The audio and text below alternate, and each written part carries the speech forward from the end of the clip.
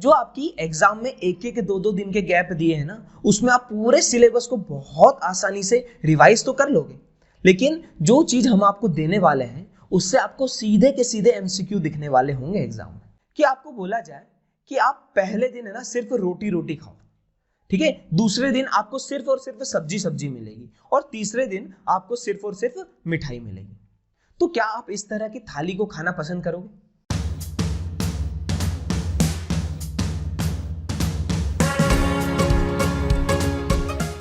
Hello everyone, this is अनुकुल पाटिल, और आज के इस वीडियो में हम बात करेंगे कि आपके जो 15 दिन हैं इसके अंदर आपको किस टाइम टेबल को फॉलो करना चाहिए और किस स्ट्रैटेजी के साथ पढ़ाई करनी चाहिए। बच्चों, इस वीडियो के एंड तक आपको ये पता चल जाएगा कि किस सब्जेक्ट के किस टॉपिक को आपको सबसे ज्यादा ध्यान देना है और किस सब्जेक्ट के किस टॉपिक पर आपको कम टाइम देना है। ठीक है बच्चों, अगर हम अलग अलग बच्चों से इस टाइम पर मिलते हैं तो हर एक इंडिविजुअल बच्चे की अभी कंडीशन अलग अलग है ना। किसी को ट्रिग्नोमेट्री सॉल्व करने में दिक्कत है तो किसी को ट्रायंगल सॉल्व करने में दिक्कत आ रही है। ठीक, सेम ऐसा साइंस में भी है, किसी से लाइट चैप्टर के न्यूमेरिकल नहीं बन रहे तो किसी को लाइफ प्रोसेस याद नहीं हो रहा है। ठीक, तो आपको आपकी कमियां, आपके वीक पॉइंट्स, ठीक है, जहां पर आपको कॉन्फिडेंस कम आ रहा है उन टॉपिक्स को ढूंढना है। ठीक, क्योंकि हर एक बच्चे का वीक पॉइंट अलग है ना। अच्छा, तो जहां पर आपका वीक पॉइंट है, जिस टॉपिक में आपका कॉन्फिडेंस कम है, ठीक, तो उस टॉपिक पर आपको ज्यादा टाइम देना है, और जिसमें कॉन्फिडेंस है ना उसको छोड़ नहीं देना है, उसके अंदर भी उसका रिवीजन करना है, उसके क्वेश्चन लगाते रहना है, लेकिन जिसमें कॉन्फिडेंस कम है उसको थोड़ा सा ज्यादा टाइम देना है ताकि वो वाला टॉपिक भी हमारा इतना ही स्ट्रांग हो जाए, है ना। अच्छा, बहुत बढ़िया, बहुत शानदार। बच्चों, आपकी लाइफ में अभी तक आपका क्या स्कोर रहा है इससे कोई फर्क नहीं पड़ता है, लेकिन आगे के 15 दिन को आप कैसे यूटिलाइज कर रहे हैं इससे फर्क पड़ेगा कि आपका स्कोर कितना अच्छा आएगा। ठीक, अब बच्चे कहते हैं कि भैया आप हमको है ना एक टॉपर्स टाइम टेबल बना दो कि बच्चे इन आखिरी के दिनों में किस तरह से पढ़ते हैं, किस टाइम पर क्या चीज कर रहे होते हैं, है ना। अच्छा, और क्या पूछते हैं कि भैया हम सुबह को पढ़ें या शाम को पढ़ें। ठीक, इस तरह के क्वेश्चन सभी बच्चों के दिमाग में आते हैं। और बच्चों, मैं आपको एक सच्चाई बताऊं कि ये सारी की सारी बातें ना फालतू की हैं, इनका कोई मतलब नहीं है। अब वो वक्त आ चुका है जब आपको हर एक टाइम पढ़ना पड़ेगा, है ना। हर एक टाइम पढ़ना है, हर एक टाइम रिवीजन करना है। अगर आपका सपना सच में है ना 95-98% लाने का, तो आपको बहुत मेहनत करनी पड़ेगी। ठीक है, कोई शॉर्टकट नहीं होता, कोई शॉर्टकट नहीं होता, आपको मेहनत करनी पड़ेगी, आपको आपकी पेन को घिसना पड़ेगा, बहुत रगड़ना पड़ेगा, 10-10 12-12 घंटे आपको पढ़ना पड़ेगा। ठीक है, कुछ ऐसा शॉर्ट ट्रिक नहीं होता कि आप ये बस इतना सा पढ़ के चले जाओ तो एग्जाम में टॉप कर लोगे। कितने क्वेश्चन आएंगे वहां से? 3 4 5 क्वेश्चन। अरे हमको तो 40 क्वेश्चन सॉल्व करने हैं भैया।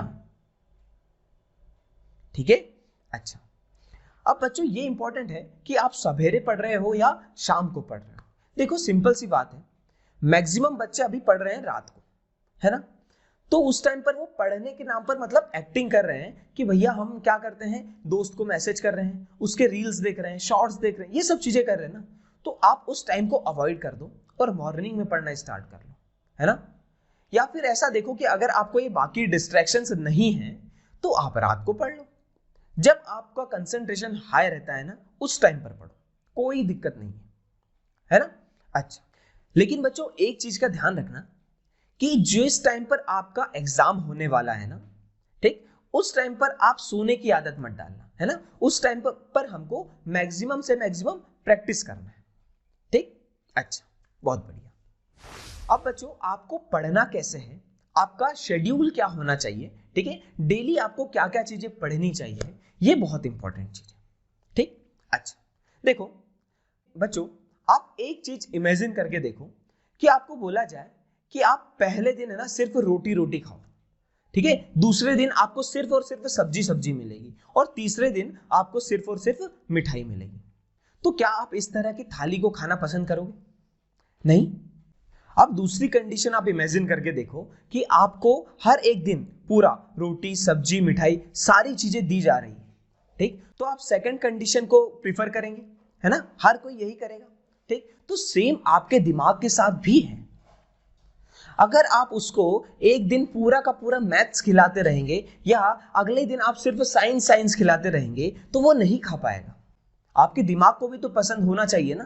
तो इसका सही तरीका यह है कि आपको हर एक दिन मैथ्स भी पढ़ना है, साइंस भी पढ़ना है और आपका जो अदर सब्जेक्ट है सोशल साइंस, हिंदी, इंग्लिश, वो सारी चीजें डेली पढ़नी पड़ेगी, ठीक। अब कैसे पढ़ना है ये हम देख लेते हैं कि देखो सबसे पहले क्या करो कि जो आपके सब्जेक्ट्स हैं, जैसे मैथ्स है ना, जैसे ये मैथ्स है, ठीक है, तो इसको दो भाग में डिवाइड कर लो। क्या? एक टफ टॉपिक में और एक इजी में, ठीक है। अच्छा, ऐसा ही हम साइंस के साथ भी कर लो, ठीक है, साइंस के साथ भी कर लो। एक आपका हो जाएगा टफ टॉपिक और एक आपका हो जाएगा इजी टॉपिक, ठीक है, ऐसा, ठीक है। जैसे आपने यहां पर क्या टफ टॉपिक लिख लिया, यहां पर आपने इजी टॉपिक लिख लिया, ठीक। सेम यहां पर भी ऐसा कर लो और यहां पर भी ऐसा कर लो, ठीक। अब क्या करो, जैसे पहले दिन आप जब पढ़ने बैठोगे ना तो वहां पर क्या करो, जैसे ये फर्स्ट डे है, ठीक है, तो इस दिन क्या करो, मैथ्स का एक टफ टॉपिक उठा लो, ठीक है, मैथ्स का एक टफ टॉपिक उठा लो, ठीक, साथ में साइंस का एक इजी टॉपिक उठा लो, ठीक, और अदर्स पढ़ना है। क्या पढ़ना है? अदर्स।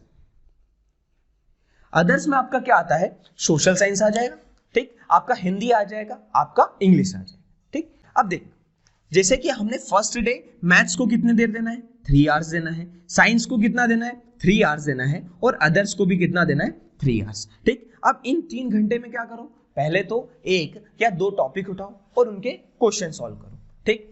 साइंस में भी क्या करना है? एक या दो टॉपिक उठाओ और उनके क्वेश्चन भी लगाओ। अब अदर्स में क्या करो, आपका जैसे सोशल साइंस है, 1.5 आवर आप सोशल साइंस पढ़ो, ठीक, और उसके बाद जो 1.5 आवर बचता है उसमें एक दिन हिंदी पढ़ो, एक दिन इंग्लिश पढ़ो।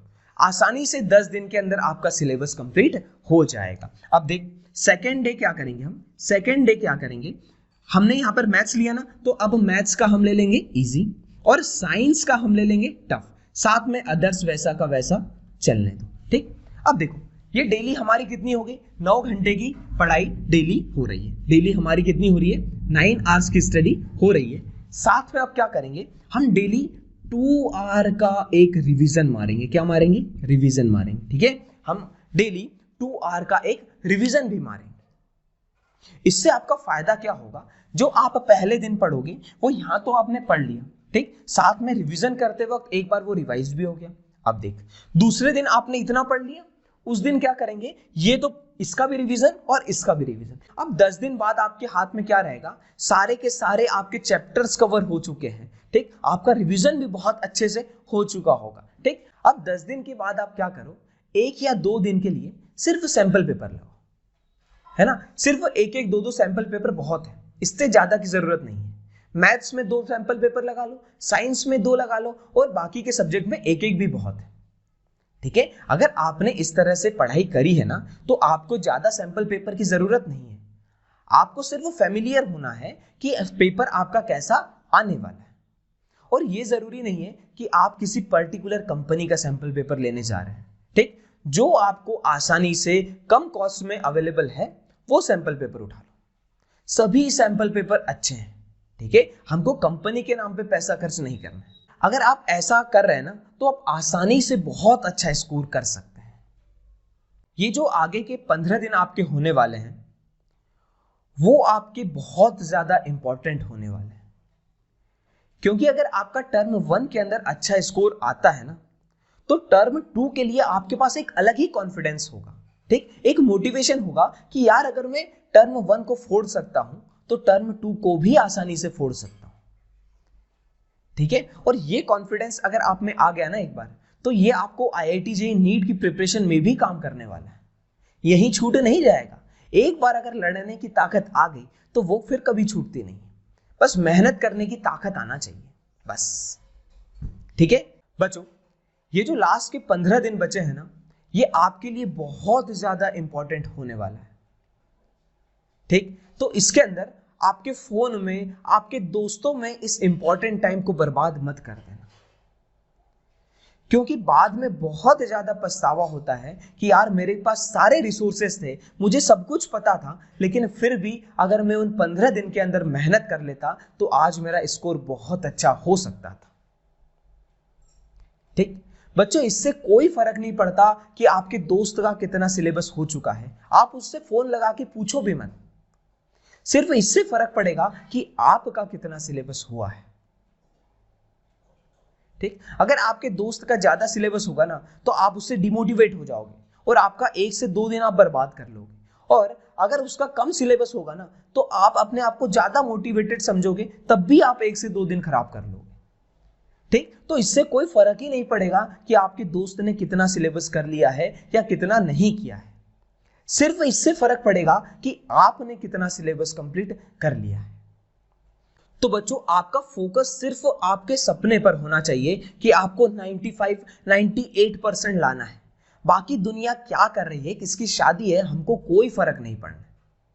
ठीक, अब बच्चों आपके लिए बहुत ही शानदार सा अनाउंसमेंट है कि नेक्स्ट वीक में आपके लिए लगातार धमाकेदार चीजें आने वाली है, ताकि आप आपके रिवीजन को भी बहुत अच्छे से बूस्ट कर पाएंगे। और जो आपकी एग्जाम में 1 1 2 2 दिन के गैप दिए हैं ना, उसमें आप पूरे सिलेबस को बहुत आसानी से रिवाइज तो कर लोगे, लेकिन जो चीज हम आपको देने वाले हैं उससे आपको सीधे के सीधे एमसीक्यू दिखने वाले होंगे एग्जाम में।